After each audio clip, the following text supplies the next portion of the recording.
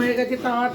এটা ফ্রাই প্যানটা আমি এবার ছোট্ট করে করে এবার ঘুরিয়ে গোল করে ঘুরিয়ে পাটিসাপটা তৈরি করবো। ঢাকনা নেই, গোল করে করেছি। এবার একটু ভেপে যাবে, ভেপে গেলে এটা ভেপে যাবে, ভেপে গেলে চাপার মধ্যে ভেপে গেলে এবার আমি একটু পুর দেবো, দিয়ে ঠিক ডিমের আমলেটের মতো গোল করে ডিমের আমলেটের মতো করবো, করে তাতে আবার ঘি দিয়ে ভেজে আবার তুলে রাখবো। এই হচ্ছে পাটিসাপটা করা আমার। আর একে যারা খায় তারা ও কি খেলাম, চেটে মুচে খাবে, খাবে আর চেটে মুচে হাত চাটবে। এই পাটিসাপটা কি ভালো হয়েছে। এটা যদি সবাই দেখে ভালো মনে হয়, ইউটিউবে আমার সাবস্ক্রাইব করে দেখে নিয়ে যদি কমেন্ট করে, আমার ইউটিউব চ্যানেলটা বড় হয় এবং সবাইয়ের কাছে আমি আগাতে পারি, আরও ভালো করে ভালো ভালো খাবার রান্না করার উৎসাহ বাড়ে, আমার ইউটিউবে আমার চ্যানেলটা আরও বাড়বে, তাতে আমি আরও ভালো করে করতে পারবো। এই আমার সেদ্ধ হয়ে গেছে, এবার আমি পুরটা দেবো, চামচে করে পুরটা দেবো,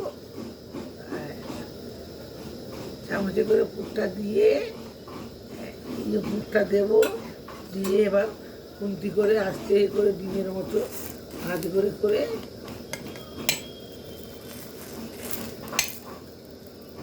এবার ঘি দেওয়া হচ্ছে। ঘিটা দিয়ে ভালো করে ভাজা হবে। আলুটা উপরে ছড়িয়ে দাও একটু ভালো করে, উপরটা ছড়িয়ে দাও। হ্যাঁ হ্যাঁ, এই ঘি দিয়ে ঘিয়ে ভাজা হলে সুন্দর করে পাটিসাপটা হবে।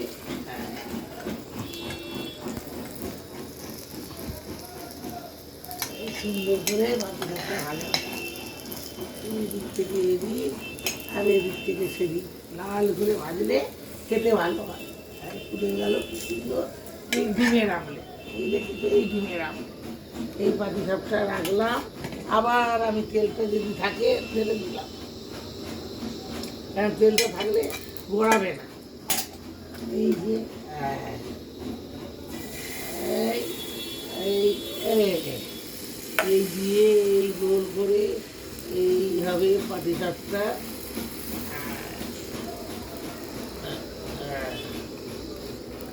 এবার চাপা দিলাম, দিলে এটা ভালো করে একটু ভাপে যাবে।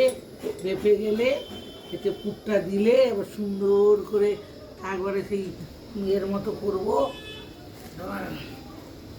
ঠিক ডিমের আমলেটের মতো সুন্দর করে করলে ডিমের আমলেটের মতো হবে।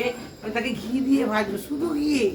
আমার এটা 2 নম্বরই ঘি না, এখন নদিয়া থেকে খাঁটি ঘি, খাঁটি ঘি, ঘিয়ের গন্ধতেই ম করছে।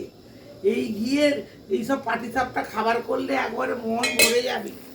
হ্যাঁ, সকলের যদি মনে লাগে একটু আমাকে লাইভ করো, হ্যাঁ, ইউটিউব সাবস্ক্রাইব করে একটু লাইভ করলে আমি আরও খাবার দেখানোর করার আগ্রহ পাবো, এবং তোমরাও আমার আকাঙ্ক্ষী হবে যে আমি আমার দেখছে সবাই ইউটিউবে আমাকে, আমি আরও উৎসাহ পাবো, আরও ভালো করে ইউটিউব চ্যানেলটা বড় করতে পারবো।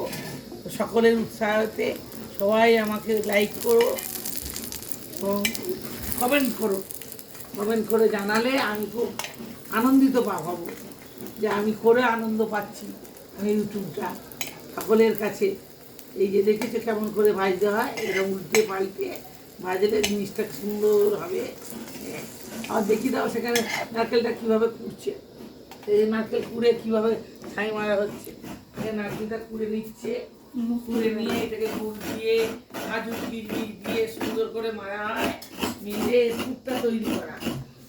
এই পুরটা এই নারকেল ভেঙে নারকেলের পুর তৈরি করে আবার গোল করে